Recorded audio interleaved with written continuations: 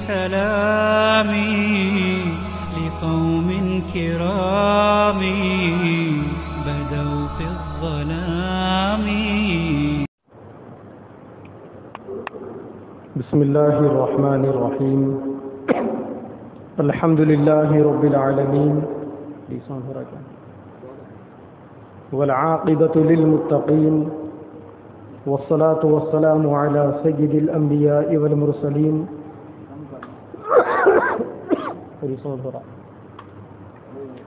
وعلى آله وأصحابه أجمعين ومن تبعهم بإحسان إلى يوم الدين. أما بعد، فاعوذ بالله من الشيطان الرجيم. بسم الله الرحمن الرحيم. لقد كان لكم في رسول الله أسوة حسنة. صدق اللہ العظیم. اللہ تبارک و تعالی نے رہتی دنیا تک کے انسانوں کو مخاطب کرتے ہوئے نبی پاک صلی اللہ علیہ وسلم کی سیرت میں ایک بہترین اسوہ اور نمونہ ہونے کی بشارت سنائی ہے. اللہ کے نبی صلی اللہ علیہ وسلم کی زندگی کے اور آپ صلی اللہ علیہ وسلم کی سیرت کے کئی ایک پہلو ہے، اور من حیث المجموعہ اللہ کے نبی کی زندگی قیامت تک آنے والے انسانوں کے لیے ایک بہترین اسوہ اور ایک بہترین نمونہ ہے. یوں تو اللہ کے نبی صلی اللہ علیہ وسلم کی حیات طیبہ کے کئی رخ ہیں. آج آپ صلی اللہ علیہ وسلم کی زندگی کے اس پہلو کو بیان کرنا ہے جو ایک والد ہونے کی حیثیت سے اکثر انسانوں کو دنیا میں پیش آتے رہتے ہیں. دنیا میں اخلاقی، معاشی اور سماجی اعتبار سے جو سب سے بڑا رشتہ سمجھا جاتا ہے وہ باپ اور بیٹے کا رشتہ ہے. یہ دنیا کا سب سے بڑا رشتہ ہوتا ہے ہر اعتبار سے. باپ اور بیٹے کے رشتے میں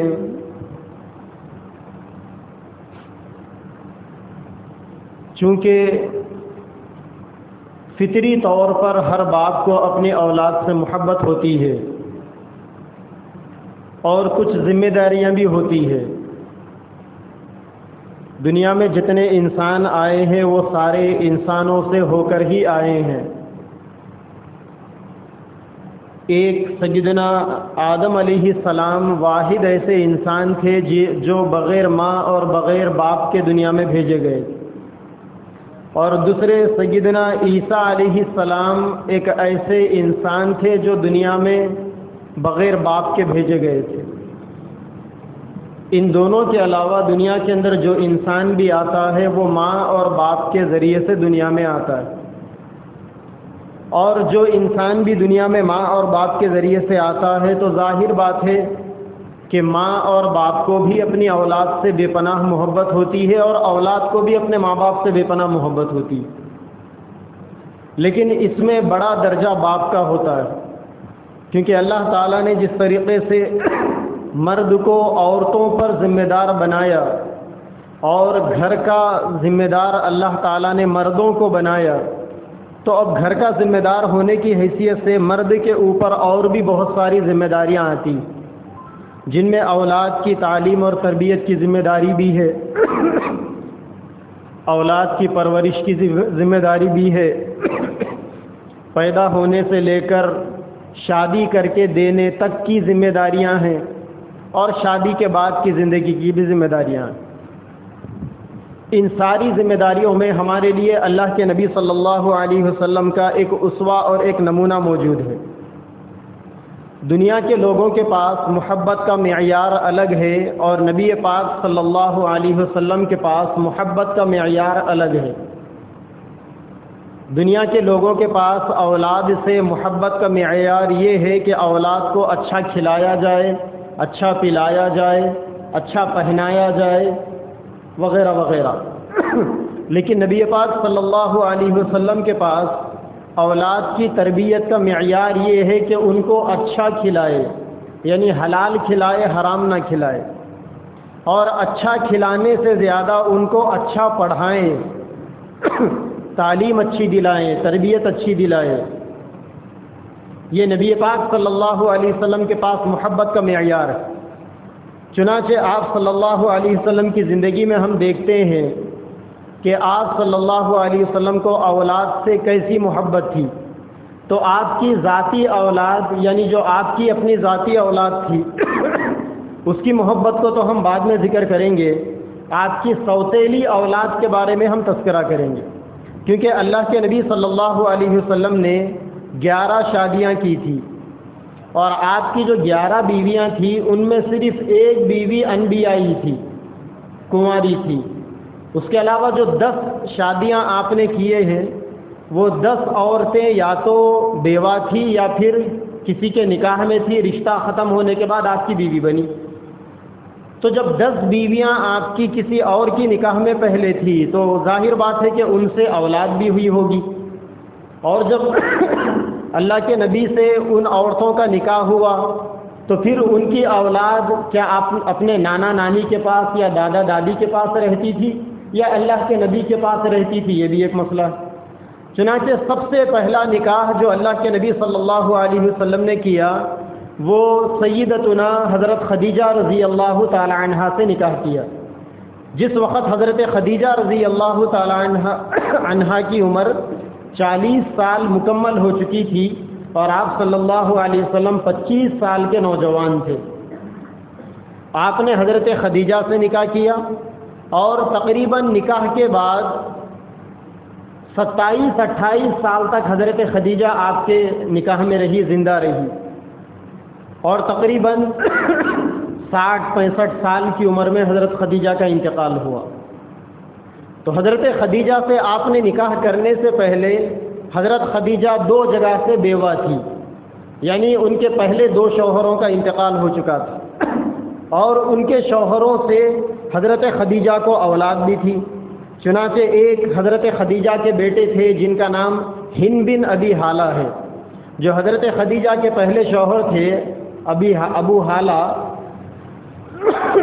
ان سے یہ لڑکا پیدا ہوا تھا۔ جب حضرت خدیجہ رضی اللہ تعالی عنہ سے اللہ کے نبی صلی اللہ علیہ وسلم نے شادی کی تو حضرت خدیجہ کے یہ جو بیٹے تھے یہ اپنے نانیال میں رہتے تھے، لیکن جب جب یہ اللہ کے نبی کے پاس بھی آتے، اپنی ماں کے پاس بھی آتے، تو اللہ کے نبی رشتے میں ان کے سوتیلے باپ ہوتے تھے۔ تو آپ صلی اللہ علیہ وسلم کا ان کے ساتھ میں ایسا برتاؤ ہوتا تھا اور ایسا محبت والا معاملہ ہوتا تھا کہ آج سیرت کی کتابوں کے اندر جہاں اللہ کے نبی صلی اللہ علیہ وسلم کی ظاہری شکل و صورت لکھی ہوئی ہے، یعنی آپ کے آنکھ کیسے تھے، آپ کے گال کیسے تھے، آپ کے ہونٹ کیسے تھے، آپ کا قد کیسا تھا، آپ کا جسم کیسا تھا، آپ کے ہاتھ اور پیر کیسے تھے، یہ ساری چیزیں حلیہ کہتے ہیں، اسے حلیہ مبارک، ظاہری شباہت، شکل و صورت۔ سیرت کی کتابوں کے اندر جو اللہ کے نبی کی ظاہری شکل و صورت لکھی ہوئی ہے ان میں سب سے زیادہ حدیثیں اسی بچے سے یعنی حضرت ہند سے مروی، یعنی یہ بچہ اللہ کے نبی کے اتنا قریب تھا سوتیلے باپ ہونے کے باوجود، اور سوتیلا بیٹا ہونے کے باوجود اللہ کے نبی کا اس بچے کے ساتھ اتنا محبت بھرا معاملہ تھا کہ 1.25 لاکھ 1.5 لاکھ صحابہ کرام میں سب سے زیادہ نبی کی ظاہری سیرت کے بارے میں اگر کسی آدمی سے روایتیں حدیثیں اگر منقول ہے تو یہی بچہ ہے۔ اللہ کے نبی کی ایک اور ایک اہلیہ تھی حضرت ام سلمہ رضی اللہ تعالی عنہا۔ ام سلمہ بھی شادی سے پہلے کسی اور جگہ ان کی شادی ہوئی تھی اور ان سے ایک لڑکا ہوا تھا جن کا نام عمرو تھا۔ یہ عمرو اپنے دادیال میں رہتے تھے، چونکہ ان کی ماں کا نکاح اللہ کے نبی سے ہوا تھا، اللہ کے نبی اب ان کے سوتیلے باپ تھے، تو جب جب حضرت عمرو آ جاتے تو اللہ کے نبی صلی اللہ علیہ وسلم ان کے ساتھ بے انتہا محبت کا معاملہ کرتے۔ ایسا نہیں کہ یہ ہمارا بیٹا نہیں ہے، ہماری اولاد نہیں ہے، خون کا ہمارا اس سے کوئی رشتہ نہیں ہے، بلکہ آپ اس بچے کے ساتھ ایسا ہی اکرام کرتے اور ایسی ہی محبت کا اور معاطفت کا معاملہ فرماتے جیسا معاملہ انسان اپنی خاص اولاد سے کرتا ہے۔ تو اولاد دنیا کے اندر انسانوں کے لیے اللہ تبارک و تعالیٰ کا ایک عطیہ ہے، ایک دولت ہے، اور یہ اولاد اتنی بڑی دولت ہے کہ اس کا اندازہ اسی انسان کو ہوگا جس انسان کی شادی ہو گئی، کئی سال گزر گئے اور اب تک اولاد نہیں ہوئی۔ آپ کبھی اس انسان سے پوچھئے کہ صاحب اولاد کیا چیز ہے، تو پھر وہ بتائے گا کہ اولاد کیا چیز ہے۔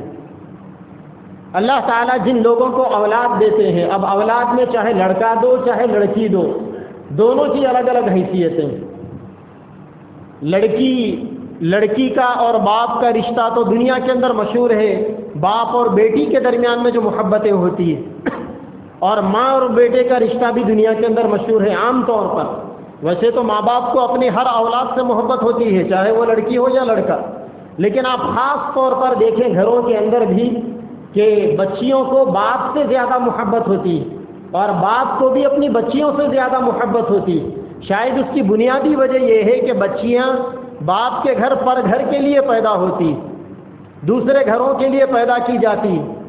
ہمیشہ باپ کے گھروں میں بچیوں کا رہنا مستقل نہیں ہوتا، وہ ایک وقت کی مہمان ہوتی ہے، اسی لیے فطری طور پر اللہ تبارک و تعالیٰ نے باپ کا میلان بچیوں کی طرف اور بچیوں کا میلان باپ کی طرف رکھ دیا۔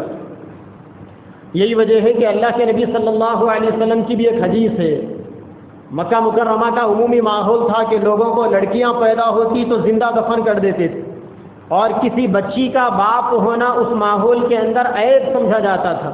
ایسے ماحول کے اندر اللہ کے نبی نے لوگوں کو فرمایا، آپ کی 4 بیٹیاں تھیں اور 3 بیٹے تھے، آپ نے فرمایا کہ اے لوگوں اپنی بیٹیوں سے محبت کرو کیونکہ تمہارا نبی بیٹیوں سے محبت کرنے والا ہے۔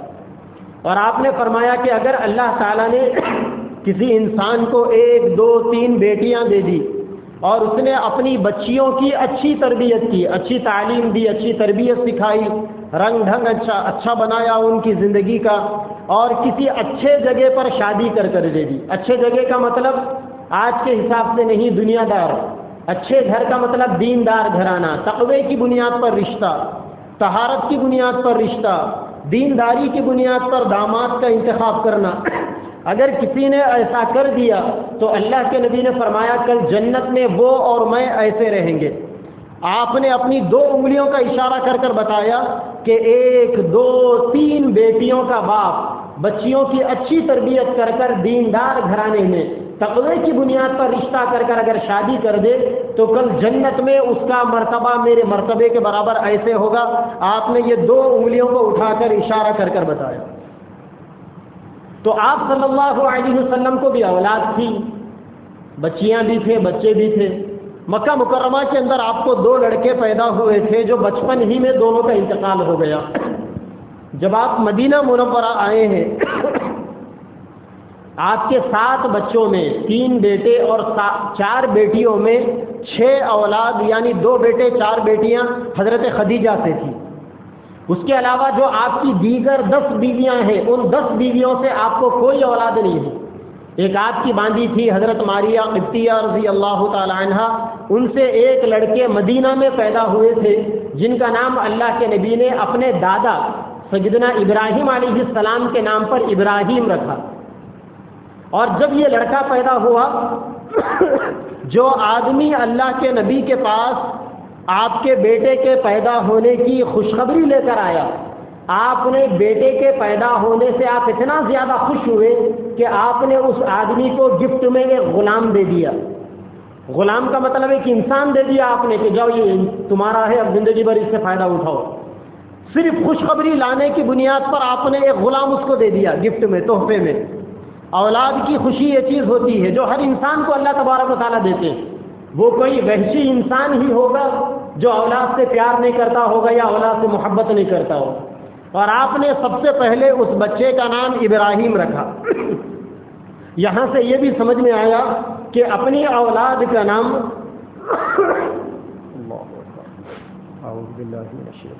استغفر اللہ ربی من کل ذنب۔ یہاں سے یہ بھی سمجھ میں آیا کہ اپنی اولاد کا نام اپنے باپ دادا کے نام پر بھی رکھا جا سکتا ہے، بشرطے کہ باپ دادا کا نام دینی نام ہو، اچھا نام ہو، اس کے معنی اچھے ہو۔ تو اللہ کے نبی نے اپنے دادا کے نام پر اپنے بیٹے کا نام ابراہیم رکھا، اور آپ نے بیٹے کی خوشخبری لانے والے کو خوشی میں غلام دے دیا، اور سب سے پہلے آپ نے اپنے بچے کے عقیقے کا انتظام کیا، کیونکہ باپ کے اوپر یہ بنیادی ذمہ داری ہے، پیدا ہونے کے بعد باپ کے اوپر یہ بنیادی ذمہ داری ہے کہ وہ اپنے بچے کے اوپر سے بلاؤں کو ٹالے، اور اللہ تعالیٰ نے اولاد دے دی ہے تو اس اولاد کے خوشی میں غریبوں کو نہ بھولے۔ چنانچہ اسلام یہ کہتا ہے، اور اللہ کے نبی کا یہ معمول تھا کہ جب کبھی اولاد پیدا ہوتی، چاہے آپ کے گھر ہو چاہے آپ کی بیٹیوں کے گھر ہو، آپ سب سے پہلے ان بچوں کا عقیقہ کر دیتے، جانور ذبح کر دیتے، غریبوں کو کھلا دیتے، اور سب سے پہلے ان کے سر کے بال نکالے جاتے، کیونکہ حدیث میں بچہ جو بال لے کر پیدا ہوتا ہے ان بالوں کو حدیث میں گندگی کہا گیا، اذا کا لفظ استعمال ہوا۔ بیت الخلاء میں جانے کی دعا اسلام سکھاتا ہے، جب آپ بیت الخلاء جائیں تو یہ دعا پڑھ کر جائیں، اور جب بیت الخلاء سے آپ باہر نکلیں تو یہ دعا پڑھیں۔ بیت الخلاء سے باہر نکلنے کی جو دعا ہے، غفرانک الحمدللہ الذی، تمام تعریفیں اس اللہ کے لیے، تمام تعریفیں اس اللہ کے لیے ہے، اذھب عنی الاذی، جس نے مجھ سے گندگی کو نکال دیا۔ پیشاب ایک گندگی ہے، پاخانہ ایک گندگی، اور جب تک یہ گندگیاں انسان کے اندر موجود ہوتی ہے، انسان کا دماغ بھی ٹھکانے پر نہیں ہوتا جب تک کہ انسان اس سے فری نہ ہو جائے۔ چنانچہ باضابطہ یہ دعا ہے جس کا یہ ترجمہ ہے کہ اس اللہ کی تمام تعریفیں ہیں جس اللہ نے یہ ساری گندگیاں ہمارے اندر سے نکال دی۔ تو یہاں پر اللہ کے نبی نے اذا کا لفظ استعمال کیا، جو گندگی کے لیے استعمال کیا جاتا ہے، اور یہی لفظ اللہ کے نبی نے پیدا ہونے والے بچے کے سر کے بالوں کے بارے میں استعمال کیا کہ یہ جو بال ہے فہو اذا، یہ گندگی ہے، جتنا جلدی ہو سکے اس گندگی کو صاف کرو۔ چنانچہ بچہ پیدا ہونے کے بعد سب سے پہلا کام اس کے سر کے بال کو نکالنے کا کرنا چاہیے۔ ہمارے پاس عام طور پر آج کے زمانے میں لوگ یہ سوچ رکھے ہیں، ارے بچہ پیدا ہوگا اس کا چمڑا بالکل نرم ہوگا، اس کے اوپر اس طرح نہیں چلے گا، بلیڈ نہیں چلے گی، مشین نہیں چلے گی، بچے کے بال کٹ جائیں گے تو کیسا ہوگا۔ یہ خام خواہ کی باتیں ہیں، یہ باتیں سوچنے کی ضرورت ہی نہیں ہے آپ کو۔ اگر ایسا کوئی معاملہ ہوتا تو اسلام خود اس تعلیم کی اجازت نہیں دیتا۔ جب اسلام نے بنیادی طور پر بچے کے پیدا ہوتے ہی بال نکالنے کی تعلیم دی اور ان بالوں کے بارے میں کہا کہ یہ گندگی ہے، اسے صاف کرو، جب وہ گندگی بچوں کے دماغ کے اوپر سے، سر کے اوپر سے ہٹ جاتی ہے تو خود بخود آپ دیکھیں گے کہ بچے آٹومیٹیکلی ذہین ہوتے، اور جو ماں باپ اپنے بچوں کے پیدائشی بال جتنا لیٹ جتنا تاخیر کر کر نکالتے ہیں اتنا ہی زیادہ ان بچوں کا ذہن کند ہو جاتا ہے، کمزور ہو جاتا ہے۔ چنانچہ اللہ کے نبی نے فرمایا کہ بال نکالو اور بال کے برابر چاندی صدقہ کر دو۔ آپ صلی اللہ علیہ وسلم کی چہیتی بیٹی بی بی فاطمہ الزہرا رضی اللہ تعالی عنہا کے گھر جب حضرت حسن پیدا ہوئے، حضرت حسین پیدا ہوئے اور حضرت محسن پیدا ہوئے تو اللہ کے نبی نے سب سے پہلے ان کے بال نکلوانے لگائے، اور شکرانے کے طور پر خوشی کے اظہار کے لیے آپ نے عقیقے میں جانور ذبح کرنے لگائے، اور ان بالوں کے برابر جو اس زمانے میں 1 تولے کے برابر ہوتے تھے آپ نے چاندی صدقہ کرنے لگائی۔ تو اللہ کے نبی صلی اللہ علیہ وسلم کے گھرانے میں جب جب بھی بچے پیدا ہوئے ہیں آپ نے خوشی کا اظہار کیا ہے، اور یہ انسانیت کا سبق ہے کہ انسان اولاد پر اللہ تبارک و تعالیٰ کا شکر بجا لائے۔ اور اولاد بھی کیسی ہو، اگر کسی انسان کو اللہ تعالیٰ فرما بردار اولاد دے دے، باپ کو اللہ توفیق دے دے کہ وہ بچے کی صحیح تربیت کرے، اور بچوں کو اللہ توفیق دے دے کہ وہ باپ کے فرما بردار بن جائے، تب تو پھر کیا کہنے سونے پہ سہاگا۔ قرآن مجید کے اندر ایک دعا بتائی گئی، ربنا ہب لنا من ازواجنا وذریاتنا قرۃ اعین، اے اللہ میری بیوی کو اور میرے بچوں کو میرے آنکھوں کی ٹھنڈک بنا دیجئے۔ جو اولاد فرما بردار ہوتی ہے، ماں باپ کی تربیت کو قبول کرتی ہے، پھر کیا کہنے، وہ اولاد دنیا کے اندر ماں باپ کے لیے جنت کی زندگی کا سامان ہوتے ہیں۔ اور اگر کوئی اولاد نافرمان بن جائے، اللہ کے نبی نے اپنی دعاؤں کے اندر اللہ تعالیٰ سے دعا مانگی اور اپنی امت کو بتایا کہ تم بھی یہ دعا کرو، اللہم انی اعوذ بک من کل ولد یکون علیک وبال، اے اللہ میں ایسی اولاد سے آپ کی پناہ مانگتا ہوں جو اولاد میرے اوپر وبال کا ذریعہ بن جائے، میرے اوپر مصیبت کا ذریعہ بن جائے۔ تو اولاد یہ اللہ تبارک و تعالیٰ کی بہت بڑی نعمت ہے۔ اب اولاد ماں باپ کے لیے مصیبت کا ذریعہ کب بنتی ہے اور راحت و سکون کا ذریعہ کب بنتی ہے؟ اللہ کے نبی نے فرمایا کہ تمہاری اولاد تمہارے لیے راحت و سکون کا ذریعہ اور آنکھوں کی ٹھنڈک کا ذریعہ اس وقت بنے گی جب تم اپنی اولاد کی صحیح تربیت کرو۔ اب تربیت کے اندر اسلام نے باپ کے اوپر 3 ذمہ داریاں رکھی۔ پہلی ذمہ داری بچوں کو کھلانا، ان کے روٹی کا انتظام کرنا۔ آج پوری دنیا کے اندر جو لوگ ہلچل کر رہے ہیں، کوئی کاروبار کر رہا ہے، کوئی ملازمت کر رہا ہے، پیسے کمانے کی جتنی ایکٹیویٹیز اس وقت پوری دنیا کے اندر ہے، اگر آپ لوگوں سے پوچھیں تو ہر انسان یہی کہے گا، اس کے جواب کا ایک حصہ آپ کو اولاد کے بارے میں ضرور ملے گا۔ اپنی اولاد کے لیے ہر انسان کوشش کر رہا ہے۔ اللہ کے نبی نے فرمایا کہ تم بھی اپنی اولاد کی روزی روٹی کا جب انتظام کرو تو حلال روزی روٹی کا انتظام کرو، کیونکہ جو باپ اپنی اولاد کو حرام روزی روٹی کھلاتا ہے، پھر اللہ تعالیٰ اسی اولاد کو باغی بنا کر باپ کے اوپر مسلط کر دیتے ہیں۔ جو باپ اپنی اولاد کو حرام روزی روٹی کھلاتا ہے نا، حرام روزی روٹی کھا کر پلنے والی بڑھنے والی نسل ماں باپ کے لیے سب سے پہلے مصیبت کا سامان بنتی ہے۔ آپ دیکھیں جن گھروں کے اندر ماں باپ پریشان ہے اپنی بگڑی ہوئی اولاد سے، آپ بنیادی طور پر دیکھیں گے کہ باپ نے کہیں نہ کہیں حرام لقمہ اپنی اولاد کو کھلایا ہوگا، ورنہ جہاں پر حلال غذائیں ماں باپ اہتمام کرتے ہیں اپنے بچوں کو کھلانے کا، وہ بچے نہ صرف یہ کہ ماں باپ کی آنکھوں کی ٹھنڈک بنتے ہیں، بلکہ وہ بچے پوری مسلم قوم کے لیے اور دنیا کے لیے ایک رہبر اور ایک امام بنتے ہیں۔ علامہ اقبال کا آپ نے نام سنا ہوگا، انہوں نے لندن سے بیرسٹر ان لا کی ڈگری کی تھی۔ پینٹ شرٹ کا آدمی تھا، داڑھی کاٹنے والا آدمی تھا، کوٹ پتلون پہننے والا آدمی تھا، لیکن یہ کوٹ پتلون کے اندر ایک دھڑکتا دل تھا۔ ایک ایسا دل علامہ اقبال کے اندر تھا جو اپنے اندر اللہ تبارک و تعالیٰ کا خوف لیے ہوئے تھا۔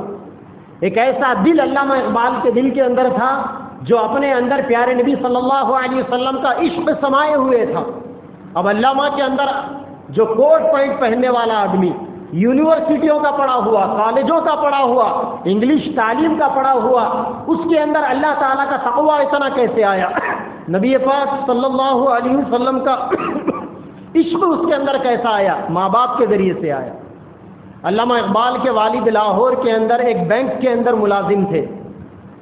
جب علامہ اقبال پیدا ہوئے تو ان کی والدہ میکے چلے گئی، لمبا عرصہ گزر گیا، واپس آنے کا نام نہیں لیتی، تو علامہ اقبال کے والد گئے اپنی اہلیہ کو منانے۔ انہوں نے وجہ پوچھی کہ کیا وجہ ہے؟ بچہ جب سے پیدا ہوا، ڈیلیوری جب سے ہو گئی، آ کر گھر پر بیٹھ گئے تم۔ تو علامہ اقبال کی والدہ نے کہا کہ آپ بینک کے اندر نوکری کرتے ہو اور علماء نے بینک کی نوکری کو حرام لکھا ہے، ناجائز لکھا ہے، آپ کی جو تنخواہ ہے وہ ناجائز ہے، اگر میں اس تنخواہ کو کھاؤں گی جس سے میری چھاتی میں دودھ آئے گا اور یہ دودھ میرے بچے کے پیٹ میں جائے گا تو یہ بچہ اللہ کا نافرمان بنے گا، اس لیے آپ کی حرام کمائی سے بچنے کے لیے میں اپنے میکے کو ٹھکانہ بنا لوں۔ اور جب واپس آئی ہے علامہ اقبال کی والدہ تو اپنے میکے سے ایک بکری لے کر آئی۔ روزانہ جب تک ان کے شوہر بینک کی نوکری چھوڑ کر دوسری نوکری انہوں نے جوائن نہیں کی، اس وقت تک ان کی والدہ صبح شام بکری کا دودھ پیتی، بس وہی ان کی صبح شام کی غذا تھی۔ اس طریقے سے انہوں نے اپنے بچے کو گندے مال کے، حرام مال کے ایک شائبے سے بھی بچایا، تب جا کر دنیا کو کوٹ پتلون کے اندر، داڑھی کٹا ہوا، یونیورسٹیوں کا پڑھا ہوا ایسا اللہ والا اور اپنے دل کے اندر ایسا عشق رسول رکھنے والا انسان دنیا کے سامنے ملا۔ آج علامہ اقبال کو نہ صرف یہ کہ شاعر بلکہ شاعر مشرق، بلکہ ہمارے اکابر نے علامہ اقبال کو شاعر اسلام کہا۔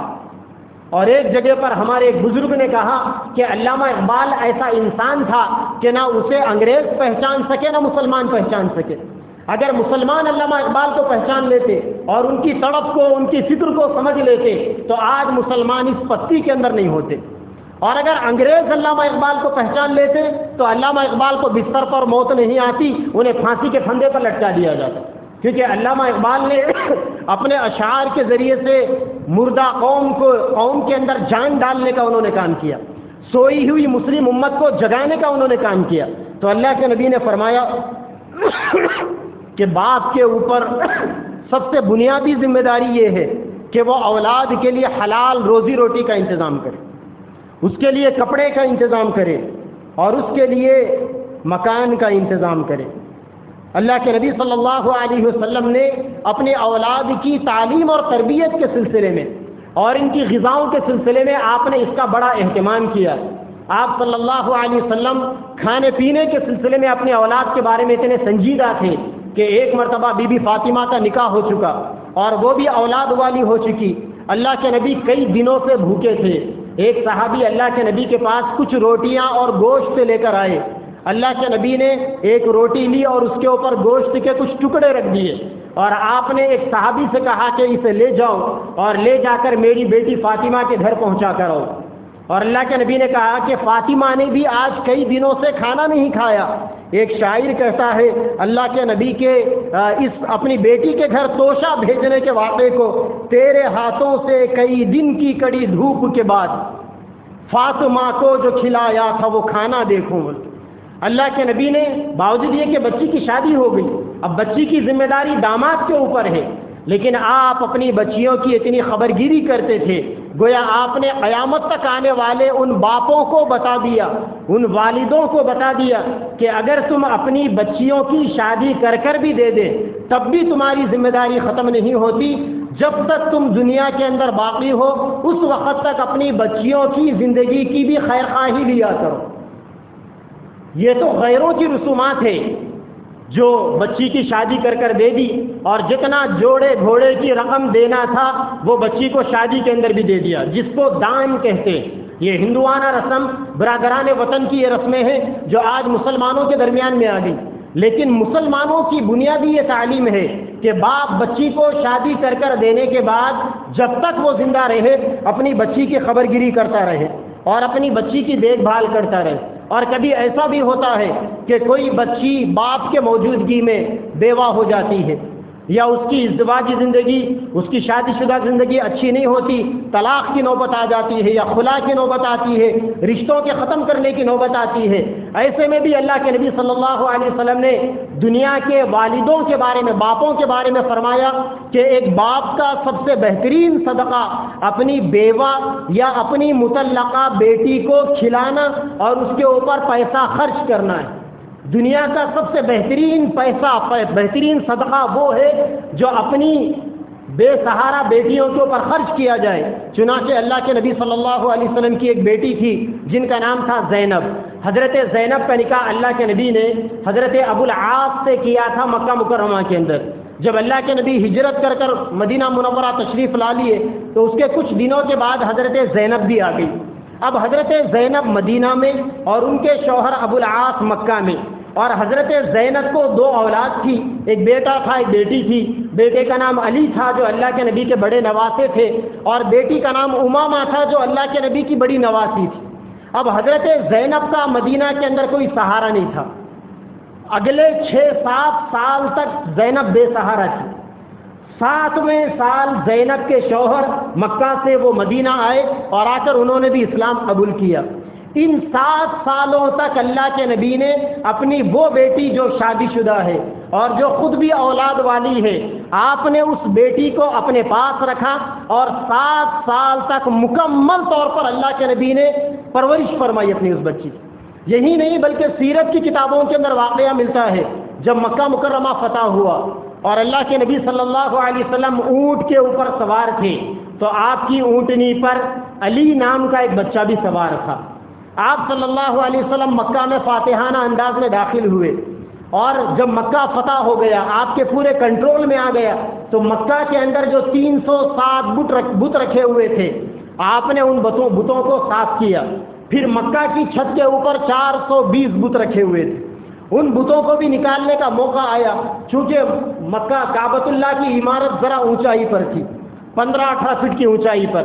اللہ کے نبی نے ان بتوں کو نکالنے کے لیے علی نام کے ایک صحابی کو اپنے گردن کے اوپر کھڑا کیا۔ بہت سارے لوگ کہتے ہیں کہ یہ علی حضرت علی رضی اللہ تعالیٰ عنہ تھے جو بی بی فاطمہ کے شوہر تھے۔ یہ غلط ہے۔ سیرت کی کتابوں کے اندر لکھا ہوا ہے کہ جو بچہ اللہ کے نبی کے کاندھوں کے اوپر، مبارک شانوں کے اوپر کھڑے ہو کر کعبۃ اللہ کو بتوں سے صاف کر رہا تھا، وہ اللہ کے نبی کا نواسا حضرت علی تھے۔ یہاں سے پتہ چلتا ہے کہ آپ اپنے نواسوں سے اور چھوٹے بچوں سے کتنی محبت کرتے تھے۔ ایک دفعہ اللہ کے نبی منبر پر خطبہ دے رہے تھے، جمعہ کا دن تھا، اچانک آپ کے سامنے آپ کے نواسے آ گئے، حضرت حسن اور حسین۔ اللہ کے نبی خطبہ دینا بند کر دیے، منبر سے نیچے اتر گئے۔ وہ بچے جب آپ کے پاس آئے تو آپ نے بچوں کو اپنے گلے لگایا، بچوں کو بوسہ دیا، اور آپ نے کہا اللہ تعالیٰ نے سچ کہا، انما اموالکم و اولادکم فتنہ، کہ یہ تمہارا مال اور یہ تمہاری اولاد یہ آزمائش کا سامان ہے۔ نبی صلی اللہ علیہ وسلم منبر کے اوپر کھڑے ہو کر خطبہ دے رہے ہیں، اولاد کی اولاد سامنے آ گئی، آپ نے فرط محبت میں برداشت نہیں کیا اور خطبہ چھوڑ کر منبر سے نیچے آ گئے۔ ایک دفعہ اللہ کے نبی نے اپنے نواسے کو لیا، حضرت حسن کو، اور ان کے ہونٹوں کو آپ چومنے لگے۔ ایک صحابی دیکھ کر کہنے لگے، یا رسول اللہ آپ اللہ کے نبی ہیں، آپ بھی بچوں کے ساتھ ایسا پیار کرتے ہیں کیا؟ یا رسول اللہ مجھے 10 بچے ہیں اور میں کسی بچے سے بھی ایسا پیار نہیں کرتا۔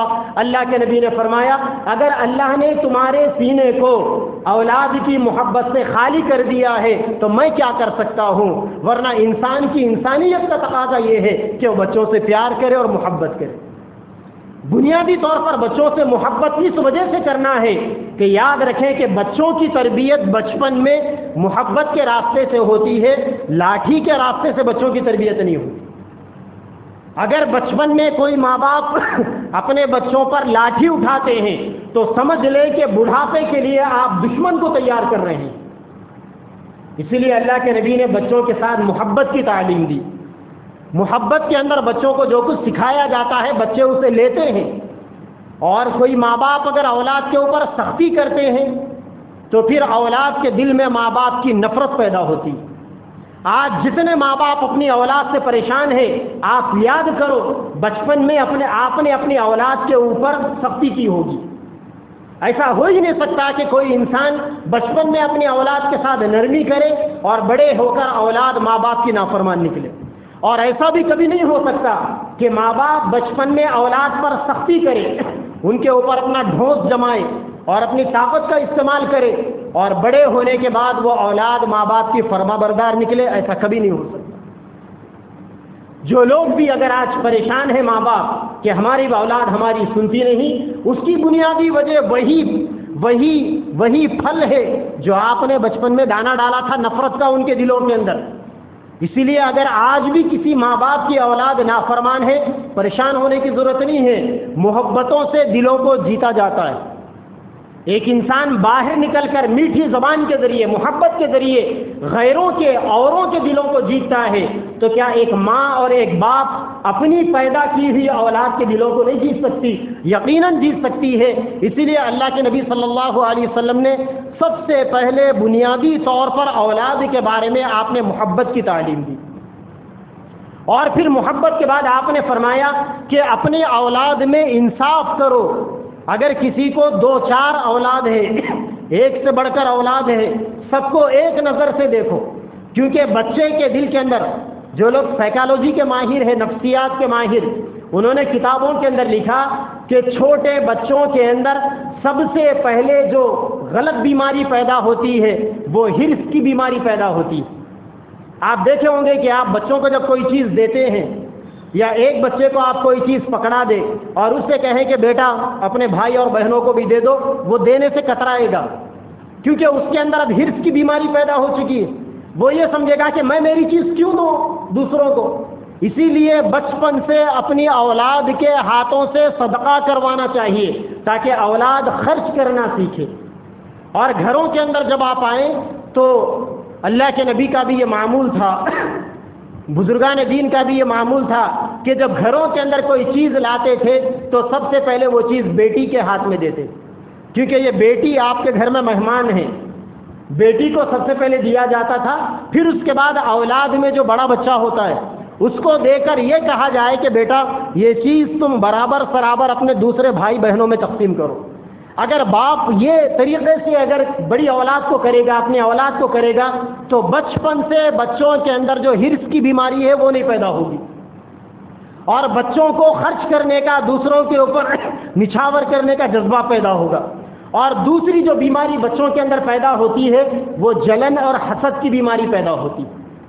لہذا باپ جب اپنی 2-4 اولاد میں ایک بچے سے یا ایک بچی سے زیادہ محبت اور دوسروں کو نگلیکٹ کرنا، نظر انداز کرنا، باپ جب یہ کام کرتا ہے تو وہ جو دوسرے جو چھوٹے معصوم بچے ہیں نا، جو دیکھ رہا ہے آپ کی طرف کہ ابا جان چھوٹے بھائی سے پیار کر رہے ہیں، ابا جان چھوٹی بہن سے پیار کر رہے ہیں اور مجھے ایسا پیار نہیں کرتے، دیکھنے میں وہ بالکل 2-4 سال کا بچہ ہے، مگر اس کے دل کے اندر ایک دشمنی کی چنگاری اب پنپ رہی، اور جب موقع آئے گا تو یہی چنگاری ایک شعلہ بن کر بھڑک اٹھے گی۔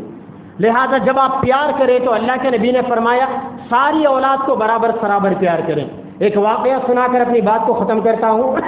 حضرت بشیر رضی اللہ تعالیٰ عنہ ایک بڑے صحابی تھے، انہوں نے اپنی اولاد کے درمیان میں اپنی پراپرٹی کو تقسیم کر دیا، لیکن کسی کو کم کسی کو زیادہ دے دیا۔ حضرت بشیر کی جو اہلیہ تھی صحابیہ، انہوں نے حضرت بشیر سے کہا کہ آپ نے یہ جو تقسیم کیا ہے کیا اس تقسیم سے آپ سیٹسفائی ہیں؟ انہوں نے کہا کہ بالکل میں مطمئن ہوں، مال میرا ہے، میں باپ ہوں، مجھے اختیار ہے کہ کس کو کتنا دینا، کسی کو کم دینا، کسی کو زیادہ دینا۔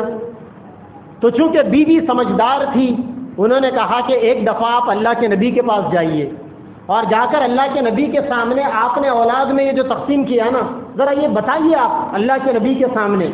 اللہ کے نبی کی جانب سے اگر آپ کو گرین سگنل مل جائے، رضامندی مل جائے تب تو ٹھیک ہے۔ چنانچہ حضرت بشیر رضی اللہ تعالیٰ عنہ اللہ کے نبی صلی اللہ علیہ وسلم کے پاس آئے اور آ کر انہوں نے کہا کہ یا رسول اللہ، میں نے اپنی اولاد میں چیزوں کو تقسیم کر دیا اور کسی کو زیادہ دے دیا، کسی کو کم دے دیا، زیادہ جس کو دیا اس سے زیادہ محبت کرتے تھے اور کم جس کو دیا اس سے کم محبت تھی۔ تو اللہ کے نبی نے ان سے کیا کہا؟ اللہ کے نبی نے فرمایا خدا سے ڈرو، اللہ تعالیٰ سے ڈرو اور اپنی اولاد کے درمیان میں انصاف کرو۔ اللہ سے ڈرو اور اپنی اولاد کے درمیان میں انصاف کرو۔ علماء کرام نے مسئلہ لکھا ہے کہ باپ اگر اپنی زندگی کے اندر پراپرٹی تقسیم کرنا چاہتا ہے تو چونکہ باپ پراپرٹی کا مالک ہے، اس کو اختیار ہے، کسی کو کم کسی کو زیادہ دے سکتا ہے، لیکن اللہ کے نبی نے کیا فرمایا؟ اس اختیار کے سلسلے میں بھی تمہیں اللہ سے ڈرنا چاہیے اور اولاد کے درمیان میں انصاف کرنا چاہیے۔